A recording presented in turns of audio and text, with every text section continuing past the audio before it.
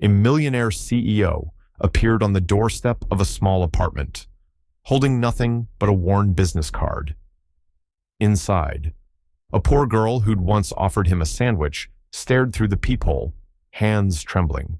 Neighbors whispered, "Why would a man like that come here, to this part of town, days after accepting a meal from someone with nothing to give?" Doors stayed shut. Something felt off. Who truly owed whom in a world like this?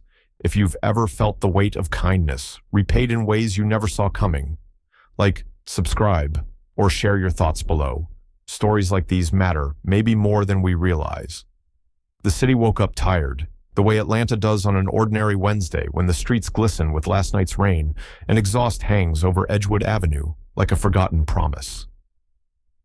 Lily Nguyen sat on the cracked steps of Eastside Atlanta apartments, her sneakers scuffed, her hair wild from restless sleep. Her mother, Maria, could be heard inside, shuffling papers, the hum of her voice a steady background to the thump and rattle of the building's morning routine. The hallway smelled of detergent and burnt toast. The neighbors across the landing argued about rent, and the sound of their voices echoed in the dim, peeling corridor. Lily held a brown paper bag in her lap, the last sandwich left from her mother's overnight shift at Grady Memorial Hospital. It was nothing special: peanut butter and jelly, white bread, pressed flat at the edges, but to Lily, it felt like a secret gift, a reminder that someone in the world still cared enough to make sure she ate. The sun crawled over the rooftops, shining on cars lined up along the curb, on buses sighing and stopping, on people hurrying in and out of the quick stop across the street. It was there, under the dirty green awning, that Lily saw the man everyone else seemed determined not to see. He was tall and thin, his jacket 2 sizes too big, the collar frayed, his beard was uneven, the color of pepper and salt, his shoes split at the toes, but it was his eyes that stopped her dark, sad, lost in a world nobody bothered to enter. He stood just outside the store, watching the passing crowd, hands stuffed into his pockets, shoulders hunched against the morning. People gave him a wide berth. A woman in scrubs pushed her cart wide around him, barely glancing up. A boy in a basketball jersey tossed him a look of contempt. An old man muttered something under his breath and sped up. Lily's fingers tightened around the sandwich. Her mother's warnings echoed. You never know who people are. You can't trust anyone on the street. But Lily felt something else an ache, a strange sense that the world was missing a step, that kindness was slipping away. She slipped off the steps, crossing Edgewood with her head down, dodging puddles and loose gravel. The man saw her coming. He stiffened, as if expecting trouble, but Lily only held out the sandwich. You look hungry, she said, voice barely above a whisper. For a moment, he didn't move. Then, slowly, he took the sandwich, his hands trembling. Up close, Lily saw the lines on his face, the scars on his knuckles. His eyes searched hers, unsure. Thank you, he managed, his voice raw with surprise and shame. He turned away quickly, shielding the sandwich from the street like it was something precious, and disappeared into the alley behind the store. Lily stood for a moment, uncertain what to feel. She had done something her mother told her not to, but her heart felt light, as if she had pushed back, even a little, against the tide of coldness that seemed to run through the city. She hurried back across the street, slipping into the lobby before Maria noticed she was gone. But Maria was there, arms crossed, worry written plain as day across her face. Lily, where were you? Lily shrugged, mumbling about seeing a friend. Maria wasn't fooled. You have to be careful. There are people out there who don't care about you. She looked out the window, searching for threats that Lily couldn't see. Lily wanted to argue, to say that not everyone was dangerous, but she kept quiet. The memory of the man's eyes stayed with her, the way he looked both grateful and afraid. The day crawled forward. Maria left for her second job at the laundry, leaving Lily with her books and her chores. The apartment felt even smaller than usual. Lily sat by the window, watching the world outside. She saw the man once more, much later, sitting on the curb, eating slowly, as if savoring every bite. People still hurried past, not seeing him. Lily wondered if she would ever be that invisible, if one day the city would stop seeing her too. As evening settled, the city lights flickered on, casting long shadows across the cracked pavement. Maria came home late, her uniform smelling of bleach and exhaustion. She asked Lily about school, about homework, about the sandwich. Lily hesitated, then told the truth. Maria's anger flashed, but faded just as fast. "You have a big heart," she said, softening, "but you have to protect it. Promise me, Lily." Lily promised. She wasn't sure she meant it. The storm rolled in after midnight, thunder rumbling through the glass. Lily lay awake, listening to the rain and the distant wail of sirens, clutching her old stuffed bear tight to her chest. She thought of the man and hoped he was safe, across Atlanta, in the glass and steel spire of HartCorp. William Hart sat alone in his penthouse office, watching the city blur through sheets of rain. He held a photo, blurred and grainy, of a little girl handing something to a stranger. His assistant had slipped it under his door, along with a note. "You asked for examples of real kindness." William stared at the photo, searching for meaning. He remembered hunger. He remembered cold. He remembered being unseen.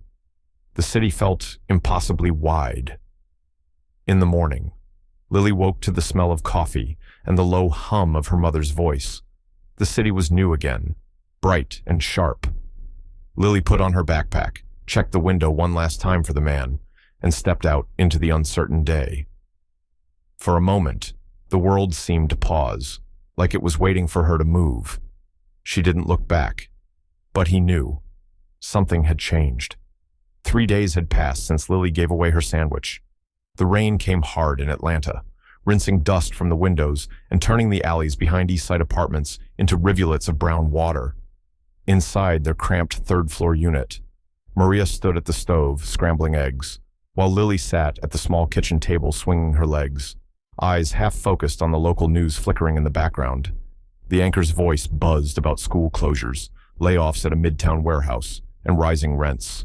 Maria's face tensed each time she glanced at the clock. "Eat up, Lily." "We can't be late," she said. But her mind was somewhere else, tallying bills, counting minutes she didn't have. The sound of their upstairs neighbor arguing with someone over the phone bled through the thin ceiling. A sharp knock cut through the morning noise. Lily flinched, her fork pausing mid-air. Maria froze for a second, then wiped her hands on a dish towel and walked to the door. The knock came again, polite, measured, insistent. Maria's hand lingered at the chain lock as she peered through the peephole. On the other side stood a man in a tailored navy suit, shoes polished to a quiet shine, an umbrella folded neatly at his side. He looked nothing like anyone who belonged in their building. His eyes met hers, steady and patient. Maria opened the door a cautious few inches. The man's smile was brief, his gaze settling on Lily behind her. "William Hart," he said, his voice carrying a kind of restraint she recognized from doctors and attorneys, people used to being listened to. "I believe your daughter helped me the other day." Maria's mind raced. She remembered the man from Edgewood Avenue, the way Lily had handed him her last sandwich. But this man was clean-shaven, hair slicked back, a briefcase hanging from his left hand. Everything about him said power and certainty, the kind of certainty Maria had learned to distrust. Lily came to the door, curiosity battling with shyness. William looked down and gave her a gentle nod. "That sandwich meant more than you know," he said softly. "A long time ago. I was hungry, too. That's not something you forget." His words hung in the air, inviting belief, but not quite begging for it. He held out a business card, embossed with the HartCorp logo, the letters heavy and real. "I wanted to thank Lily in person, and I hope to speak with you about an idea I have. I'm starting a new scholarship fund for kids with real heart. I'd like Lily to be the first." Maria's hands trembled as she took the card. Everything about this felt strange, too quick, too grand. People in their world didn't get visits from men in suits with promises of scholarships. She tried to read his face, looking for a catch. William's expression was quiet, almost humble, but Maria's instinct was to refuse. "We don't take handouts," she said, her tone flat. William didn't flinch. "It's not a handout, it's a thank you." He glanced back at Lily, who looked up at her mother with wide, uncertain eyes.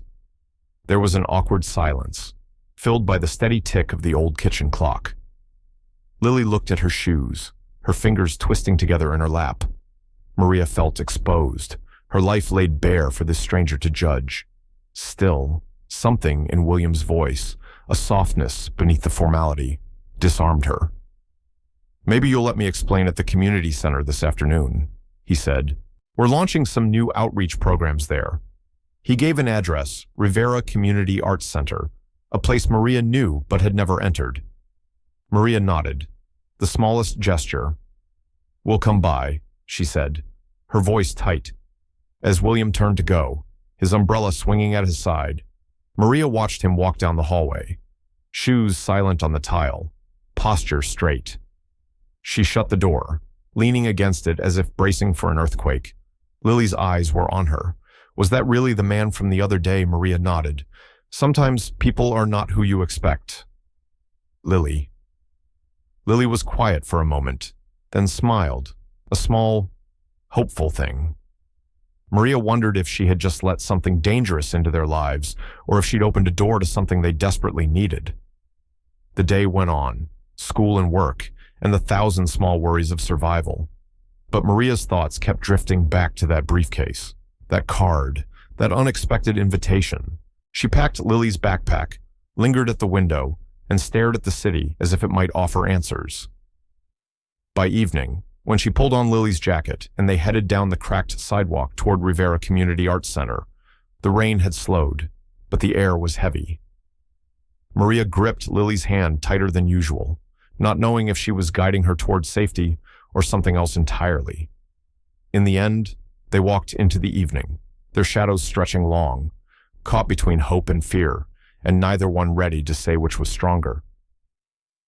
The following day brought a softness to the light over downtown Atlanta, but Maria felt only the tightness in her chest as she led Lily down Peachtree Street toward the Rivera Community Arts Center. They'd passed the tall glass building so many times on the way to the MARTA station, coming home from doctor appointments, collecting canned food at church fundraisers, but they'd never stepped inside. Maria adjusted the collar of her faded jacket, glancing at Lily, whose hand gripped hers tightly, knuckles white. It felt like trespassing, even as the sign out front said, "Community Welcome." As they entered, the air changed polished floors, a swirl of color from murals on the walls, laughter echoing from a side room where children painted at low tables. Maria's eyes swept the space, nerves pricking, as she noticed parents in pressed slacks, a volunteer at the front desk, a security guard standing by the elevator, all casting glances their way. William Hart was waiting in the largest conference room, sunlight slanting across a table of bottled water and granola bars. Beside him stood Ms. Harris, her posture straight, her eyes coolly appraising as Maria and Lily approached. Maria saw the way Ms. Harris's gaze took in her off-brand purse, the hand-sewn patch on Lily's backpack. William smiled, an effort at ease, and offered a chair. "Thank you for coming.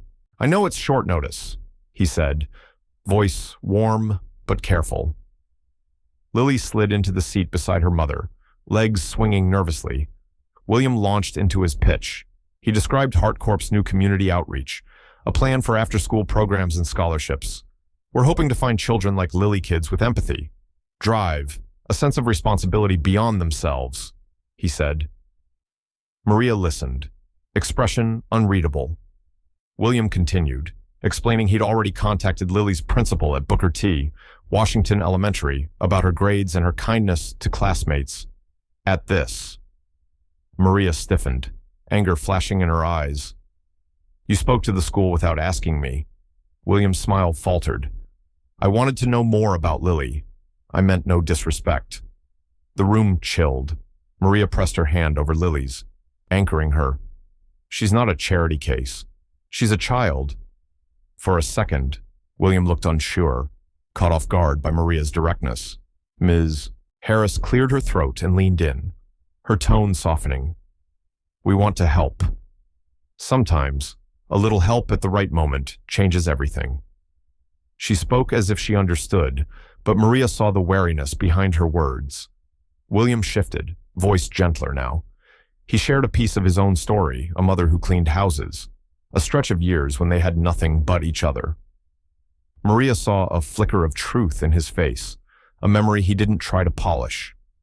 Lily watched them all, silent, eyes moving from William to her mother. She found her courage. Were you ever scared you wouldn't make it? She asked, her voice small but certain. William looked at her, surprised by the question. Every day, he answered. For a moment, the room felt softer, something shifting as Lily spoke about wanting to help her classmates, about her dream of being a teacher so she could make kids feel less alone. Ms. Harris's expression changed. Her skepticism gave way to something like respect. She nodded to Lily, then met Maria's eyes, her own gaze less sharp. But the mood changed when Maria asked for specifics. If we join your program, I want everything clear, no pictures, no stories, no surprises, no using Lily to make HeartCorp look generous. William nodded. Everything will be official, on paper, with your approval. I promise. Maria's jaw stayed set, but she relaxed just enough. As they prepared to leave, Ms. Harris leaned toward William, voice barely above a whisper. We have to consider reputational risks. William. The press loves stories like this for better or worse. Maria heard it, every word. Her old wariness returned, sharper than before. She squeezed Lily's hand, protective, uneasy. Outside the conference room, Lily looked up at her mother, feeling her tension, knowing without asking that their world was changing. The city lights blinked to life as they stepped out into the dusk, the center's doors closing behind them, leaving the future wide open and uncertain. The city never really slept. By midnight, lights from the MARTA line still flashed across the cracked parking lot of East Side Atlanta apartments, and the hum of passing cars filtered through thin window glass. Maria stood in the darkness, looking down at the streets that shaped her life, one hand resting on the kitchen sink, the other holding her phone. Lily had fallen asleep on the couch, a spelling book open on her chest. The girl's face looked peaceful, but Maria's mind was a tangle of old wounds and fresh doubt. Earlier that evening, after returning from the Rivera Community Arts Center, Maria could not shake the discomfort she'd felt as they walked out under the stares of the well-dressed volunteers and the polite, measured smiles of William Hart and Ms. Harris. She replayed the meeting again and again. There was a moment when William mentioned he'd spoken to the principal at Booker T. Washington Elementary, when she'd felt as if her world was being rearranged by someone else's hand. Now, alone in the small apartment. Maria opened her laptop and typed William's name into a search bar. The stories came up quickly. HeartCorp was everywhere, headlines about mergers, aggressive acquisitions, and, buried among the glowing reports, the occasional whisper of PR stunts involving community outreach. Maria read them all, jaw clenched tight. She followed a link to a story about a hospital partnership that fell apart, saw William's name listed beside words like ambition and controversy. The more she read, the colder her stomach became. Her phone buzzed. Teresa's name glowed on the screen. Teresa had been her friend since their early years in Atlanta, another nurse, one who had seen the sharp edges of the world. Maria answered on the second ring. You trust this man, Teresa asked, wasting no time. People like him, they don't give without wanting something. Maria tried to explain the meeting, the look in William's eyes, the scholarship. But Teresa's doubt lingered, like a shadow on the wall. Don't let yourself get swept up, she warned. I've seen it before.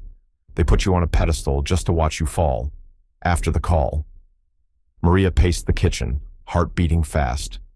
She remembered the first time she'd trusted someone with power, a hospital supervisor who promised to help her move up, only to use her kindness and leave her behind. The memory stung as much now as it had then. Maria closed her eyes, breathing in the faint scent of bleach and overripe fruit. trying to ground herself in the present. At school the next morning, the feeling of being watched returned. Lily came home with a note from her teacher's aide, mentioning the wonderful opportunity she'd heard about. The tone was kind, but edged with something else, something that made Maria's neck prickle. It reminded her how quickly gossip could grow in neighborhoods like theirs, how easily kindness could become ammunition. Across Atlanta, William Hart sat alone in his office on the 40th floor of the Hart Court building, the city spread out beneath him. The office was all glass and silence, the only movement the blinking cursor on his screen. An email from a board member waited for a reply.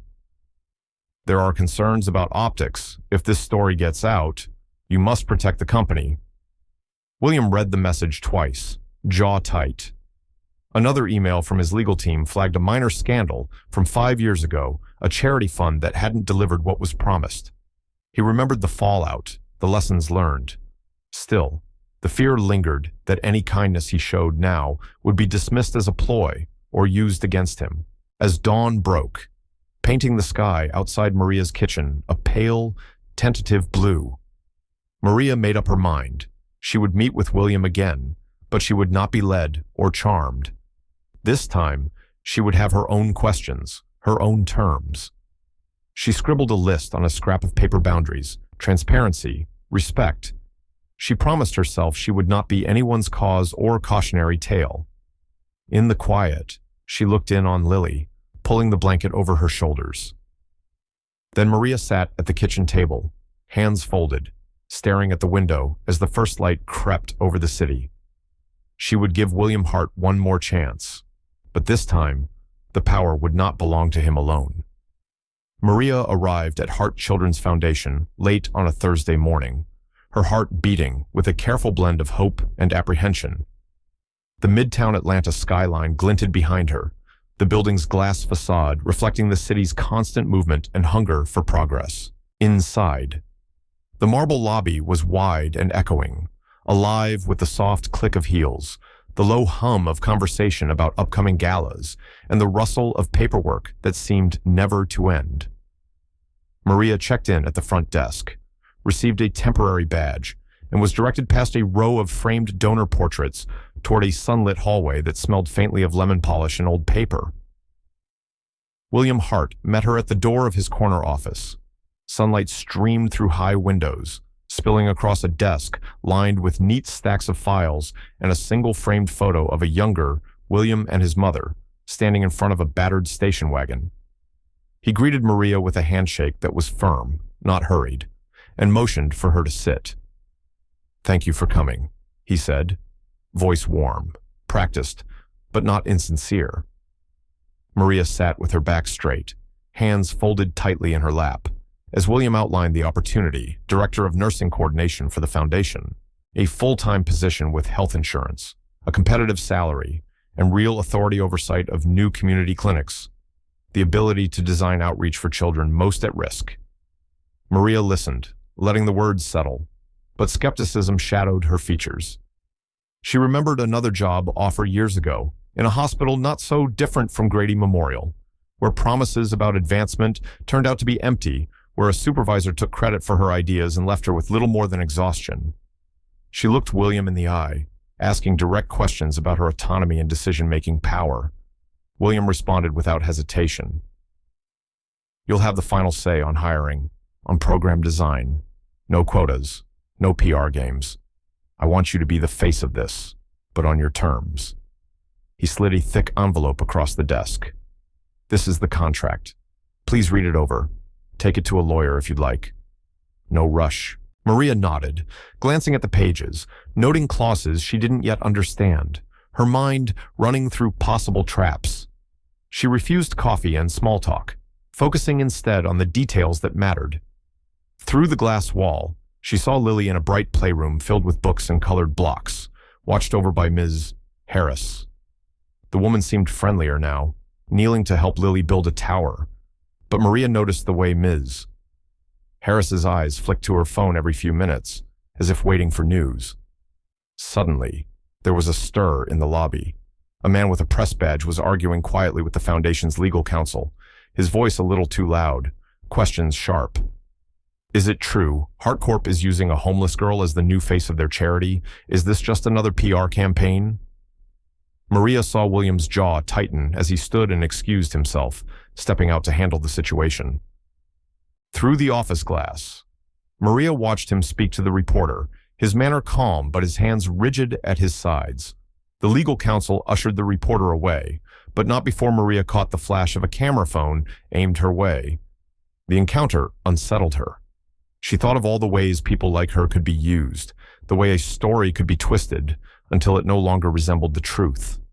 When William returned, he offered an apology, his voice lower now.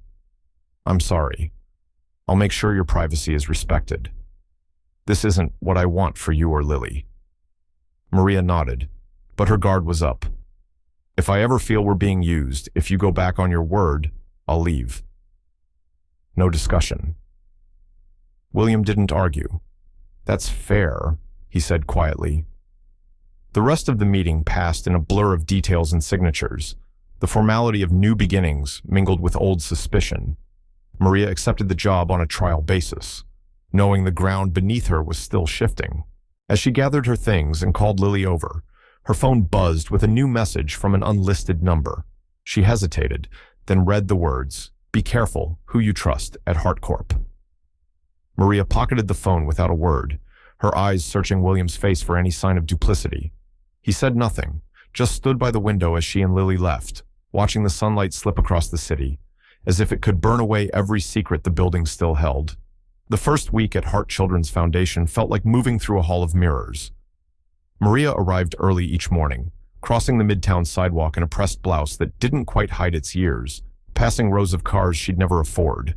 Her name, freshly printed and taped to the frosted glass of her new office, greeted her with a strange blend of pride and doubt. The office itself was small but bright, the walls lined with file boxes and a chipped mug from the last nurse to hold the title. Outside her door, the foundation staff moved with practiced cheer, a little too quick with their smiles, a little too pointed with their questions about her background and how she'd landed such a position. At lunch, Maria caught whispers, Heart's charity project, came out of nowhere. Wonder if she'll last the year. She kept her head down and worked. The paperwork was endless. She reviewed medical files for a new outreach clinic, cross-checked supplies, and answered emails from community partners who sometimes mistook her for an assistant. One afternoon, as sunlight faded across her cluttered desk, Maria found a photograph slipped between two folders. It stopped her cold, a picture of herself as a young nurse at Grady Memorial, standing stiffly beside a supervisor who'd once promised her the world and left her nothing. On the back, a note in familiar handwriting, "Careful with men who give golden promises." The words curled in her stomach, a reminder of every time she believed and been left behind. Maria looked around, uneasy. She wondered who had left it and why. Was it a warning, a threat, or simply a test to see if she would break? She slid the photograph into her bag, her heart thumping in her chest. In the staff kitchen later, she found Ms. Harris rinsing out coffee cups. The older woman, sharp but not unkind, caught Maria's searching look. "It takes time to feel at home here," Miss Harris said. "When I started, I wasn't sure I'd make it either. This place, sometimes it tests you. Just remember why you came." Maria heard more than sympathy in her words.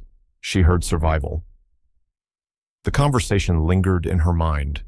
That night, Maria lay awake, the city humming beyond the thin walls of her apartment.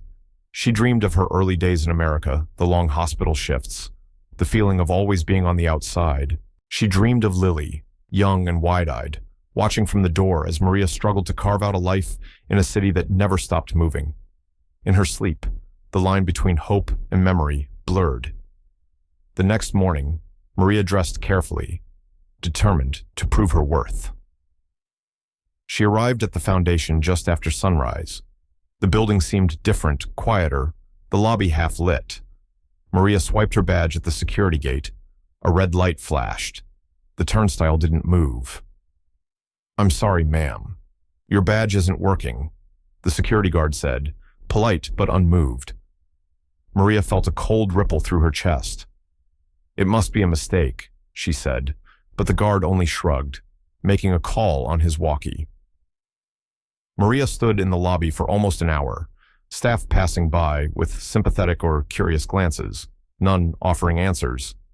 Eventually, an IT staffer reset her access, citing a systems error, but the chill in the air stayed with her. She knew the difference between a glitch and a message. She walked slowly to her office, spine straight, chin high. As she sat at her desk, she touched the photograph in her bag, a reminder that every room, every title, came with its own invisible tests.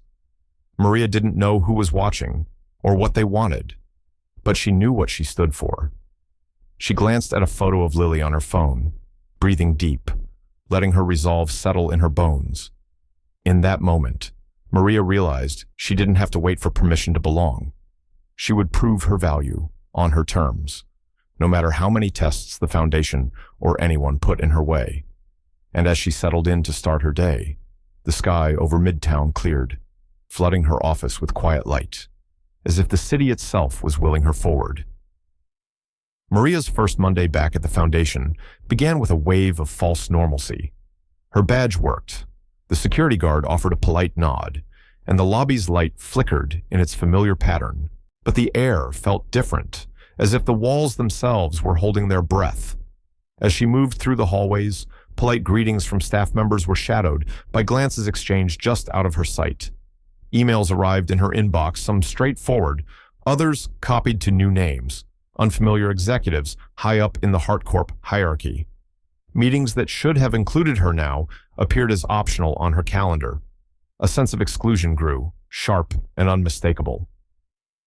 In the staff kitchen, Maria encountered Patricia, an older nurse with graying hair and a guarded warmth in her voice. Patricia poured herself coffee, glanced around, and lowered her tone. "Don't take it personally. Maria, this place tests people with too much heart. You get noticed, and not always in a good way. Just watch your back."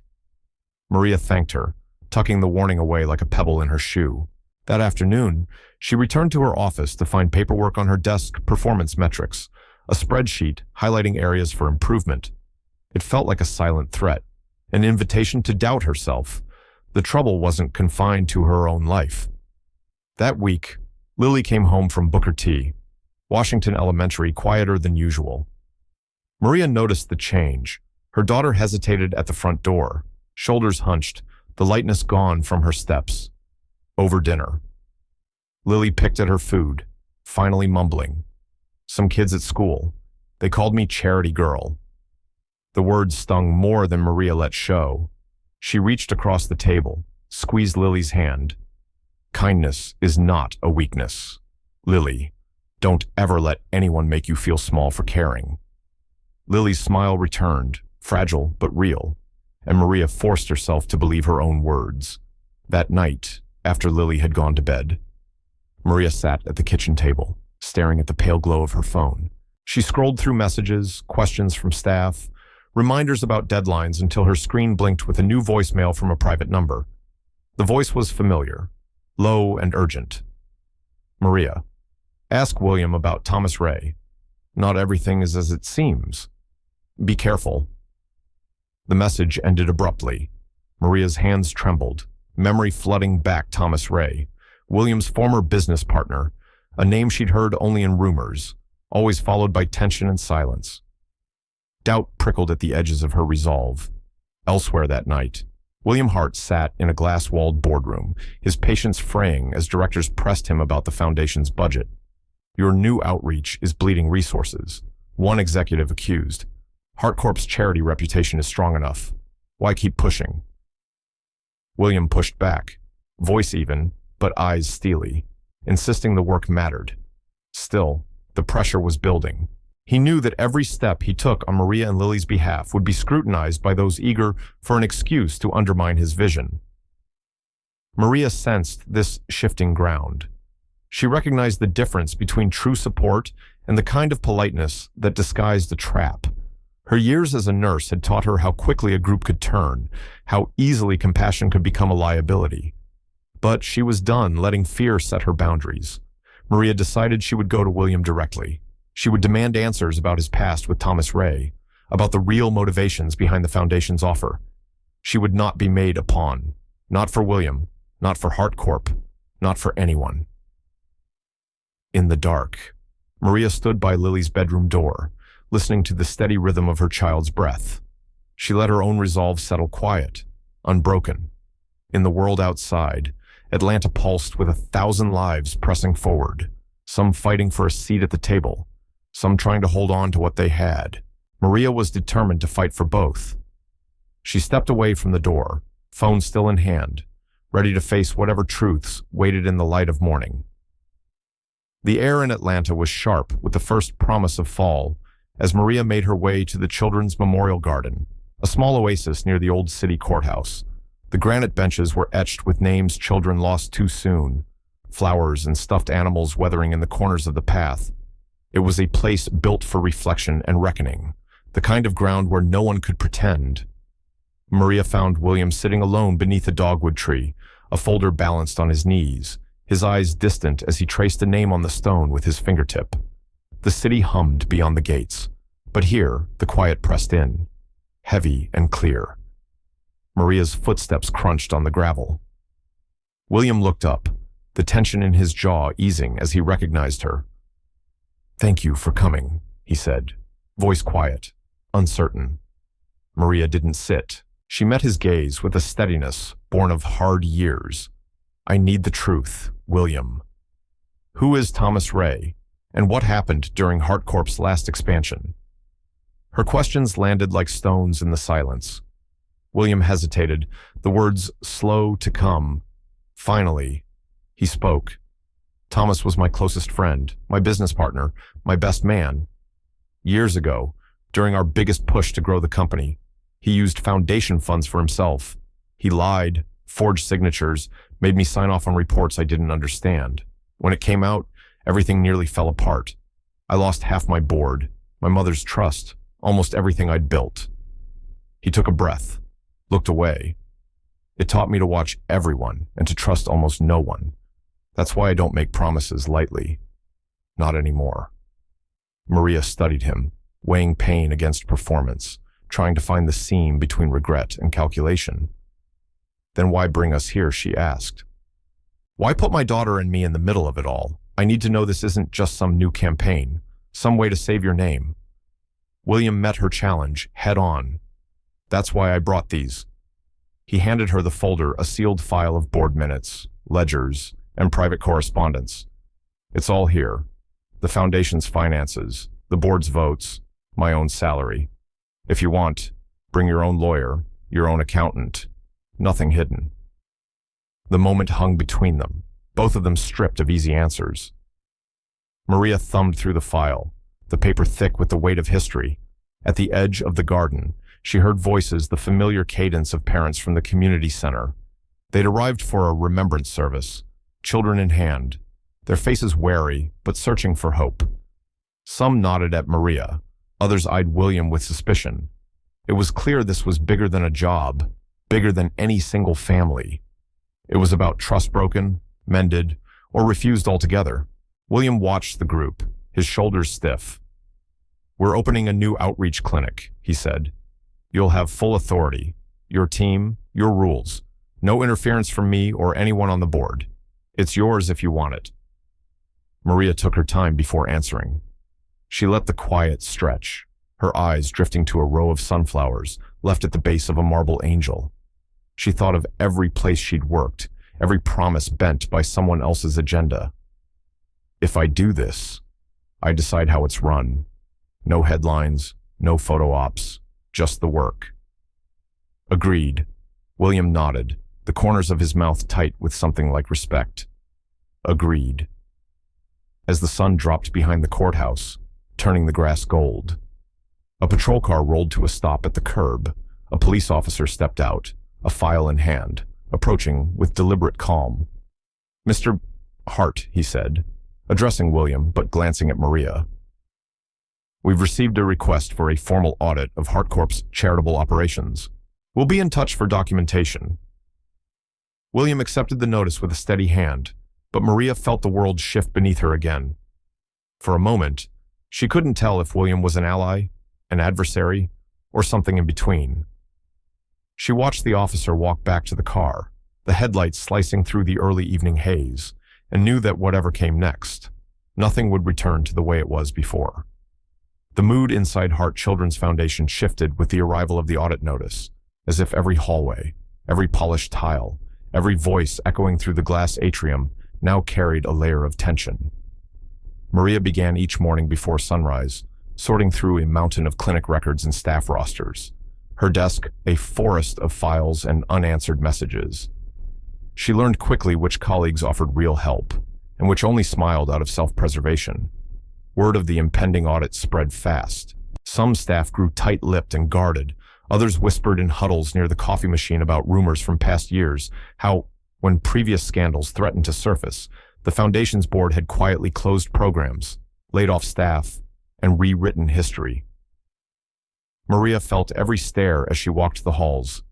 She kept her head high, but her mind raced with the knowledge that any error, any missing paper, might be used as ammunition against her, William, or even the children who needed their programs the most. She worked late, poring over ledgers with a meticulousness born not only of duty but of memory. She remembered a time, not so long ago, when her own position at Grady Memorial vanished with a single funding cut, no explanation given. The staff kitchen, usually a haven for casual talk and laughter, became a space of thin civility. Even Ms. Harris, who had begun to show her support, now seemed wary, as if any misstep might drag her into the fray. At home, exhaustion hung on Maria's shoulders. Lily, wise beyond her 7 years, noticed the difference. She curled up beside her mother at the kitchen table, her small hand on Maria's arm. "Are we going to have to move again?" she whispered, eyes wide and serious. Maria gathered her close, brushing back Lily's hair, searching for words that would reassure, but not lie. "No, sweetheart, we're safe. I promise," she said, willing herself to believe it. The board of directors called an emergency meeting one night, the conference room on the top floor flooded with harsh white light. William sat at the head of the table, facing a row of anxious, often angry faces. They demanded assurances, protection for the Foundation's reputation, immediate action to contain the audit, and distance from anyone or anything that looked like trouble. William listened, his expression tight. When it was his turn, he didn't bend. "If we're not honest now, we never will be," he said. "If I lose this job over it, so be it." Maria sat at the edge of the room, unnoticed by most, watching the way William's certainty seemed to sap the energy from the air. After midnight, Maria returned to her tiny home office, prepared to finish her own summary for the auditors. As she turned on her laptop, an email flashed onto the screen. The sender, Thomas Ray. The subject line: "Nothing is ever as clean as it seems. Maria, ask William about the missing accounts." The words chilled her. The email was short, unsigned except for an initial. It was enough to unravel the fragile thread of hope she'd started to weave. She printed it out and slid it between the pages of her audit prep, unsettled by the knowledge that the past was never truly buried. The following day, parents called non-stop. They'd heard rumors of funding being cut, of programs in danger. Maria did her best to answer with facts, not fear. "We're not closing," she told them. "We're going to keep fighting." The truth was, she didn't know what the next week would bring. That Friday, a terse message arrived from the auditors. They would arrive Monday morning for a full, unannounced review. Maria stared at the screen, the pressure settling into her chest. She lay awake for hours that night, Lily's soft breathing beside her, wondering if she'd put her faith in HeartCorp for nothing, or if this was just what it meant to draw a line in the sand and stand your ground, no matter the tide. The morning broke gray and cold, rain streaking down the office windows, flattening the color from the Atlanta skyline. By 8, the lobby of Heart Children's Foundation felt like a different country guards at the doors, tension heavy in the air. Federal auditors in dark coats flashed badges at the front desk. The staff scattered, some slipping out to the parking garage, others glancing nervously over computer screens. Maria waited outside the conference room, a folder of notes pressed so tight in her hands that the edges bent down the corridor. William moved briskly, voice low as he spoke with two company attorneys, his usual composure marked now by a flicker of apprehension. Inside the boardroom, the lead auditor, a woman in her 50s, with a severe part in her hair, welcomed Maria with professional courtesy. The questions began with process, escalated to detail. How did she get her position? What level of control did she exercise? Had she noticed irregularities in the foundation's outreach spending? Maria's voice held, calm but direct. She spoke of demanding full transparency from William, recounted her push for public audits, described how she'd made her own position conditional on honesty. She saw no reason to hide, and her answers made that clear. The auditors pressed about the rapid pace of her promotion, hinting at favoritism or deals made behind closed doors. Maria shook her head. "I wouldn't be here if I didn't fight for it," she said, letting her conviction fill the room. The lead auditor studied her, then moved on questions about process, ethics, every detail laid bare, elsewhere. The tension boiled in smaller ways. Staff texted each other updates, eyes darting at every unfamiliar face. A rumor moved through the break room that layoffs would begin before the audit was finished. One nurse sat in her car, weeping quietly into her steering wheel, unsure if she'd still have work the next week. At the community center, Lily fidgeted with a coloring book while Miss Harris sat beside her, fielding calls and checking the clock every few minutes. She tried to keep Lily calm, distracting her with stories about when she was a girl in Chicago, but the worry was obvious. When Lily asked if her mom was in trouble, Ms. Harris gave her a hug and said, "Your mom's the bravest person I know." Back at the foundation, William requested a private meeting with the audit team. "You should know everything," he said as he sat before them, hands open, voice steady. He laid out the last 3 years of financials, answered every question, volunteered to testify in public if needed. "I have nothing to hide." He finished. The auditors exchanged glances, one jotting notes about donation accounts and old signatory pages, many linked to Thomas Ray's time at the company. Near the end of the day, Maria was called back. The auditors now questioned signatures on 2 major grant agreements. Her name was listed as a witness, but she had never seen those contracts before. Her heart dropped as she scanned the pages, recognizing Thomas Ray's sharp handwriting in the margins, and realized she'd been drawn into something far deeper than charity. The lead auditor closed her folder and said, "If we discover criminal wrongdoing, you will be held responsible for any part you played. You should consider legal representation." The words landed like a weight. Maria nodded, gathering her composure. "I understand," she replied, her voice steady, even as her mind raced. Stepping out. Maria found William in the hallway, leaning against the wall, exhaustion visible in his posture. He looked up, his eyes searching hers for a sign. "Whatever happens," he said quietly, "I stand by you." For the first time, Maria saw not the CEO, but the man who had once lost everything, now risking it all again for a second chance. The building emptied as dusk fell. The audit team announced they needed several more days. There were unanswered questions about large donations, lost funds, and signatures that didn't match. As the fluorescent lights flickered overhead, Maria walked through the empty halls, her thoughts swirling with doubt and resolve. The ground beneath her felt uncertain, but she knew the only way forward was through. The air inside Heart Children's Foundation had changed. By the end of the week, every conversation felt like a code, every nod of the head hiding something unspoken. News vans parked outside.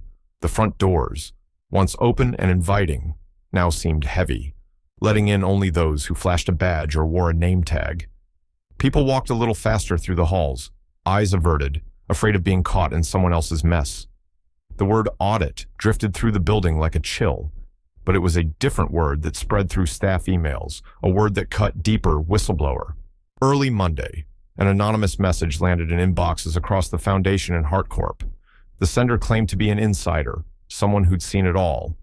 The email accused William and Maria by name, listing account numbers, dates, and vague threats about golden children and false saints. The board called an emergency meeting before noon. William stood at the window of his office, hands deep in his pockets, watching rain crawl down the glass. His jaw clenched. Maria sat alone in the boardroom for several minutes before anyone else entered, reading the accusations on her phone, reading them again, letting the words press into her chest. When the board arrived, the questions were blunt. How had Maria risen so quickly? Was it a scheme? Was she working with William to cover up the past?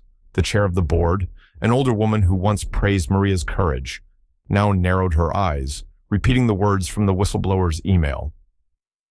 "Why you?" she asked. Maria lifted her chin, her voice clear and low. She spoke about her start as a nurse, her years working in clinics that others had forgotten. She explained how William offered her a chance, not because she asked for it, but because she demanded to do things right. She described growing up as an outsider, moving from city to city, always having to prove herself again. But Maria could see how suspicion spread, slow and corrosive. Every explanation she gave seemed to turn to stone between her and the board, piling up rather than clearing the air. William defended her, saying he'd staked his name on Maria's integrity. The legal counsel looked uncomfortable, their faces tight with worry about public fallout. Outside the conference room, she caught sight of reporters clustered near the elevator, snapping photos as William passed. Later that day, Maria found Lily waiting by the window at home, a shadow in her eyes. "Some kids at school called me scam girl," she said, voice so small Maria's heart nearly broke. She sat beside her daughter and hugged her tight, holding her until the tears slowed. "None of this is your fault. You know who you are. And so do I," Maria whispered, brushing Lily's hair from her face. She felt a slow anger build a steady, burning resolve. No one would take away what they'd fought to build. Not this time. That evening, Ms. Harris rang their bell. She stood on the threshold with a bag of groceries and a bottle of wine, her face tired but kind. She admitted she'd almost quit the foundation years ago, crushed by rumors and jealousy. "If you leave now, they win," she said quietly. "You have to stay. For Lily. For the families who need someone who understands." Her words settled into the room, soft but immovable. After dinner, Maria sat at the small kitchen table, light spilling onto the blank page before her. She began to write a letter addressed to the board, the auditors, the press. She demanded that every audit finding be published, every question answered openly. She would not let them twist the truth behind closed doors. She would not hide. When she finished, she looked out the window, the city lights trembling in the night, knowing this was only the start of a longer fight. Monday dawned gray and brittle, the city still slick with last night's rain. Maria woke before sunrise, barely sleeping, her mind looping the words she'd written the night before. She dressed with careful hands, smoothing her navy jacket, her only pair of good shoes polished to a soft shine. Lily watched from the doorway, biting her lip. "Are they going to fire you?" she asked. Maria knelt, gathering her daughter close. "If they do, it won't be because I lied. That's all I can promise." Her voice was steady, but inside, every nerve was taut. The HeartCorp headquarters was a glass monolith on Peachtree Street, sunlight glinting off steel as Maria walked toward the main doors. A crowd had gathered, reporters, nurses from the foundation, a handful of parents she recognized from the clinic. The atrium echoed with camera shutters and voices. A row of board members sat at a long table, the chairman front and center, his mouth set in a hard line. William waited by the elevator, shoulders square, but his eyes flicked to Maria with a silent plea. "Stand your ground." The press conference began with a dull speech from the chairman about commitment and integrity. He introduced Maria, reading her title like it was something breakable. Maria stepped up to the podium, her statement in hand. She glanced at William, saw the tension in his jaw, then took a slow breath. Her voice carried across the marble floor, quiet but unwavering. She spoke first of the audit's findings, where money had gone missing, how oversight had failed. She named Thomas Ray as the architect of deceit, not hiding behind polite phrases or corporate spin. There were murmurs in the crowd, a sharp intake of breath from one of the donors. Maria's words did not tremble. She laid out what needed to change: new controls, open records, a leadership review, even if it meant losing her own job. She made it clear she was not there to protect anyone's reputation, not even her own. For a moment, the room was silent. It felt as if every person in the atrium held their breath. Maria's gaze swept the faces before her. Some averted their eyes. Others watched with something like respect. Outside, she noticed a group of parents and nurses gathering, their signs handwritten, their presence quiet but determined. "Thank you, Maria. Truth matters." William stepped forward, his voice rough with emotion. He told the press he would step down as CEO if the audit found he had broken public trust. He spoke of second chances, the weight of legacy, and the danger of letting fear run a good person out of town. It wasn't a grand speech, but it landed where it needed to. The board looked rattled, the chairman whispering to a legal advisor, no longer in full control. The board agreed, on camera, to publish the audit's findings and begin the restructuring Maria demanded. The chairman's handshake was cool but forced, his authority now shared with the woman he once saw as expendable. As Maria left the building, Lily darted from the crowd, flinging her arms around her mother's waist. The wind off Peachtree Street stung, but Maria felt a slow warmth rising in her chest. Around her, the parents who had once whispered their doubts now met her eyes, nodding in quiet approval, but just as relief threatened to soften her guard. A breaking news alert flashed on a giant screen across the street. Authorities expand HeartCorp investigations statewide. The battle wasn't over.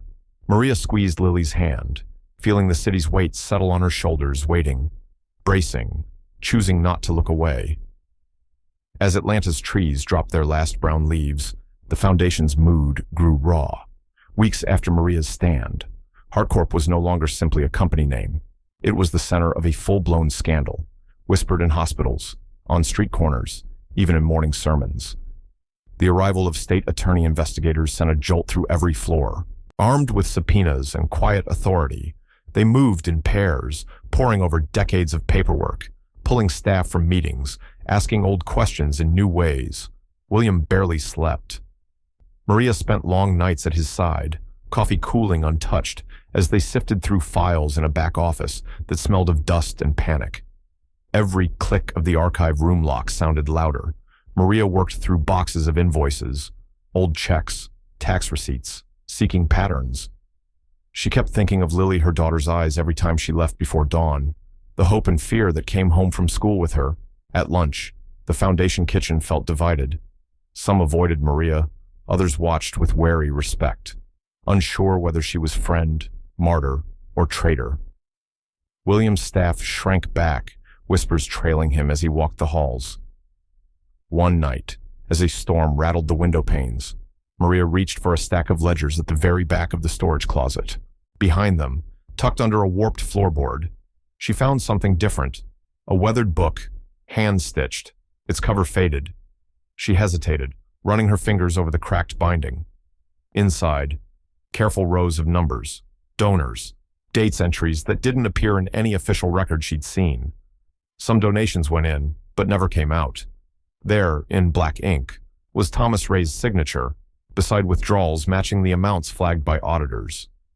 A chill crawled up Maria's arms. One page, in particular, caught her breath, a donation marked as Children's Heart Clinic on the same week Lily was born, but with the funds routed elsewhere. A quiet betrayal, nearly lost to time. William, called in from his office, stood over her shoulder. His face went pale. "It's the smoking gun," he said, voice flat. Maria saw the weight of years on him, how ambition and trust had twisted, how even good men miss what's right under their nose. He sat, elbows on knees, staring at the wall. "If we turn this in, it will destroy what's left of my family's name, and maybe yours." Maria said nothing at first, heart pounding. She wanted to protect Lily, who was only just beginning to find friends again. She wanted to believe that fighting for truth was enough. Her mind raced back to her first years in America, the the promises she'd made to herself not to hide, not to shrink, no matter how sharp the wind. We have to be the people we say we are, or it doesn't mean anything, she whispered. William looked at her, eyes red. Do what you have to do. Maria, in the morning. She carried the ledger to the state investigator's makeshift office. Her hands were steady, her voice low, but clear. You need to see this, she told the lead investigator, who listened, then nodded. This will make the difference, he said. You did the right thing. Word spread through the building, fast as wildfire. Some glared, thinking of jobs lost. Others wept. Relief and sorrow nodded together. Outside, the reporters gathered, their lenses trained on every window, the sun catching dust in the foundation's lobby like a warning and a promise. That night, as Maria left the building, she passed William in the hall. He didn't say anything. He just nodded, his face caught between gratitude and regret, as if he was still waiting for the storm to pass. Atlanta's mornings felt colder, somehow, as news vans circled the Hart Children's Foundation building, their antennas reaching for headlines, their cameras ready to catch anyone who looked away. Maria walked the city with a new weight in her step. On billboards and local news feeds, her name appeared next to words like hero and traitor. Even neighbors she barely knew seemed to have an opinion, some pressing her hand in thanks at the grocery store, others crossing the street to avoid her. William's televised interview ran every evening, his calm confession of mistakes met with a mix of applause and scorn. He spoke clearly, saying, "Trust is not something you inherit, not even at the top. You earn it, and if you lose it, you have to fight to get it back." The city seemed to split in two. At the foundation, uncertainty clouded every hallway. Employees came in each morning clutching coffee cups, glancing over their shoulders, unsure if today would be their last. In the community, rumors twisted the truth. Some parents believed the foundation would close overnight. Others claimed it had never done any real good at all. Maria received letters, some angry, some grateful, many anonymous. She read them all, her heart bruised but steady. City Hall called her in for a public hearing, the grand chamber packed with reporters, foundation staff, parents, and city council members. At the front sat Councilman Burrows, a man with sharp suits and sharper questions. He accused Maria, not just of naivety, but of orchestrating the collapse of a respected institution for her own ambition. You come here as a savior. But did you ever consider the collateral damage he pressed? His words heavy in the echoing room. Maria looked down, then met his eyes. "Sir, I've made mistakes, but never for myself. I fought to make this place better for the children who depend on us. When we ignore the truth, it's them who suffer first and most." Her voice didn't shake. She didn't mention her long nights or Lily's silent fears. She spoke of families without options, parents who waited months for care, kids who needed more than hope. The chamber hushed, even Burrows pausing before his next question. Outside, the city felt the tremor. Protesters gathered on the steps of City Hall, some holding hand-painted signs that read, "Maria for Mayor," others chanting, "Save our Foundation." Police kept the groups apart, but the shouting spilled onto Peachtree Street, mixing with the steady flow of traffic and life. Maria saw, through the glass doors, people who believed in her and people who would always see her as an outsider. At home. Lily watched the hearings on television, worry knotting her small hands. One night, she sat beside Maria and whispered, "Will you have to go away? Did you do something wrong?" Maria held her close, running a hand through her hair. "No matter what happens, I told the truth. Sometimes that hurts, but it's never something we have to hide from." Lily nodded, a little braver, but not all the way. As the city council prepared to vote on the foundation's future, William called Maria after midnight. His voice was tired, the years of stress catching up to him in a single breath. "I wanted to say thank you," he said, "and I'm sorry for how much you've had to carry. Whatever the council decides, I know you saved more than you lost." Their conversation hung in the air, questions unspoken, forgiveness offered but not fully received. Maria stood by her window, watching the lights of Atlanta flicker, feeling the city hold its breath with her. The city's attention shifted to the grand courthouse on Pryor Street, where the future of Hart Children's Foundation and the names of everyone tied to its story would be decided. Fulton County Courthouse loomed against a gray Atlanta sky, its marble pillars silent witnesses to struggles past and present. The air outside was electric, restless. Reporters jockeyed for the best view. Parents arrived in vans with children bundled against the morning chill, and inside the halls, Maria found herself moving in a world that felt both familiar and impossibly foreign. She took a seat in the packed gallery, Lily beside her, Teresa on her other side, a friend from Maria's first days in Atlanta, her quiet support as steady as ever. William was already there, hands folded tight, his expression unreadable. The judge called the room to order, the gavel's sound ricocheting off walls older than any of them. Cameras flashed as William took the stand first, his voice careful but honest. He admitted he had trusted too easily, that he'd been so determined to keep HeartCorp's doors open. He'd looked away from questions he should have asked. He didn't defend himself. He apologized to every parent and child who'd relied on him, and to those he'd let down. When he stepped down, it was without drama, just a man finally letting go of what he could not save alone. Maria's own testimony came next. The prosecutor, a woman with cold gray eyes, started by asking about Maria's rapid rise from nurse to clinic director. Maria told her story, simply long nights at Grady Memorial, watching families fight for care, the chance to join the foundation, her hope that this place could do more for Atlanta's forgotten kids. The prosecutor pressed harder. Why hadn't she found the missing money sooner? Was she really just naive? Or did she look away too? Maria answered quietly, sometimes, when you're new, you see what others have learned to ignore. But when you do see, you have a choice. You can walk away, or you can try to change things. I chose to stay and face it. Evidence filled the hours. The hidden ledger, emails from Thomas Ray, records of vanished donations. Each page built a wall against denial. At times, Maria felt the room close in, but she met every gaze, some angry, some grateful, with the same steady calm. The judge thanked her for her testimony and reminded everyone that justice isn't just about finding a villain. Sometimes, he said, it takes ordinary courage to break the habits of an old system. Sometimes, it's the person you least expect who makes the difference. The hearing ended quietly. The judge promised a decision soon, the foundation's fate and Maria's own standing suspended in the hush that followed. Reporters crowded Maria and William as they stepped outside. Some asked if she'd saved the foundation or destroyed it. She didn't answer. Instead, she hugged Teresa, then Lily, who clung tight and whispered, "Can we go home now?" William approached, his words careful. "I'll step down. They need a new beginning, and you showed them how. Thank you." Maria. As dusk fell, neon signs flickered to life along the sidewalks. Maria and Lily walked together, hand in hand, past shops and bus stops, through a city that had watched their struggle and would remember it long after the headlines faded.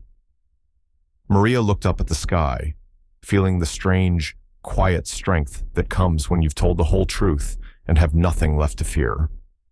Spring crept into Atlanta, gentle and steady, painting every street with dogwood and sunlight. Maria woke before dawn in the small apartment she still called home, feeling a strange lightness in her chest. This day was nothing like the mornings of the year before, when worry stuck to her like a second skin.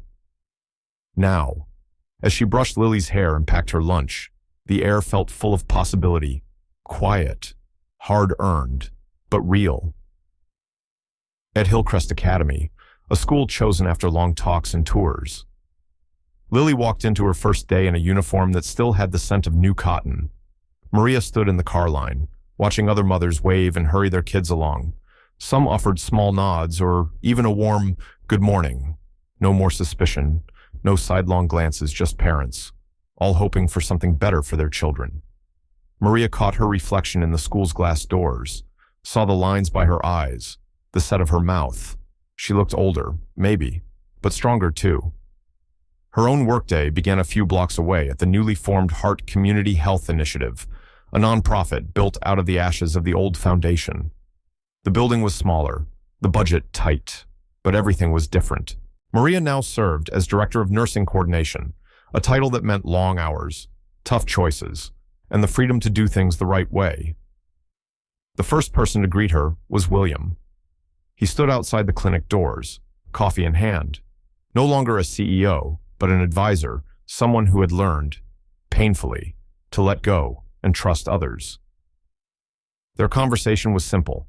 "You ready?" he asked, and Maria just nodded, a smile flickering at the corner of her mouth. I really am, inside. The energy felt raw and new. The board included parents who'd once doubted her, a nurse who had nearly quit in the storm of the scandal, a teacher who wanted health care to be more than paperwork and waiting lists. Even Mr. Garcia, the old critic from the city council, had joined, intent on making sure every voice had a place. Maria found herself in meetings where people listened, really listened to what she had to say. Decisions didn't come easy, but they came honestly, shaped by arguments that felt like they mattered.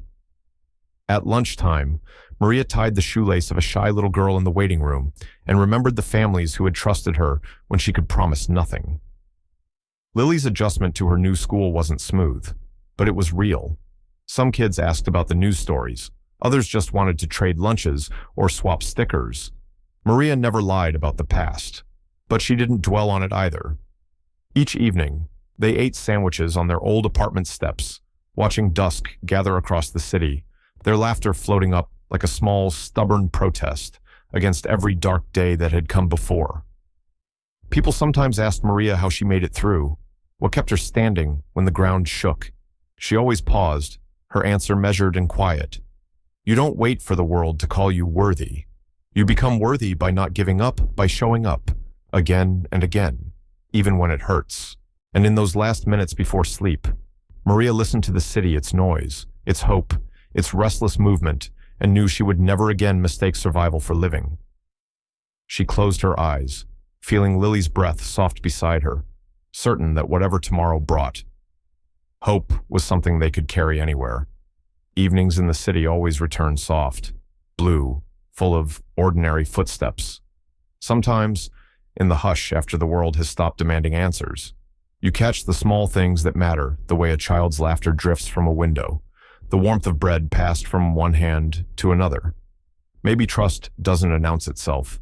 Maybe it's just the slow, stubborn way people learn to risk hope again, after all that's been lost.